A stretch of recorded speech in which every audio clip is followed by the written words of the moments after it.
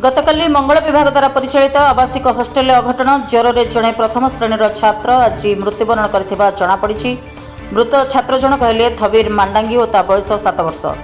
सूचनारू जणा पड़िछि रायगड़ा जिला कोलनरा block बड़खिलापदर SST उच्च विद्यालय हॉस्टेल रही पाठ पढ़ुवा थबीर को ज्वर होता। विद्यालय कार्यरत एएनएम थबीर को ज्वर पर औषध देते। औषध खाई छात्र जनक शोई पड़ते किंतु अपराह्न समय से उठिकी जाउथुवा बेले पड़ जाइथिले। तुरंत विद्यालय प्रधान शिक्षक मैट्रन अन्य कर्मचारी थबीर को बड़खिलापदर स्थित प्राथमिक स्वास्थ्य केन्द्र को चिकित्सा नहीं किंतु सेठारे कहीं डाक्तर उपस्थित नथिबारु सेठाकार पियन स्वास्थ्यावस्था गुरुतर रहिथिबारु कोलनरा गोष्ठी स्वास्थ्य केन्द्र को नहीं चिकित्सा करने परामर्श देथिले। किंतु कोलनरा सीएचसी रे डाक्तर थबीर परीक्षा करी से मृत्युवरण करथिबा प्रकाश करथिले।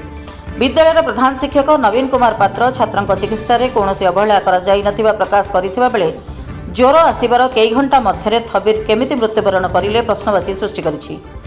घटना पर चांदिली आईएससी उत्तम कुमार साहू खबर पाई सीएचसी जाई तदंत करुवा जଣାपड़ी। सूचनारू जଣାपड़ी मृत थबीर घर रायगड़ा ब्लॉक बड़ा आलुवाड़ी पंचायतर पदकापाड़ू ग्राम। घटना संपर्क में जिला मंगल अधिकारी असीमा राव छात्र केउं परिस्थिति में मृत्यु है से नहीं तदंत चलुवा प्रकाश करिसेंती। Bureau report peace news Bharat.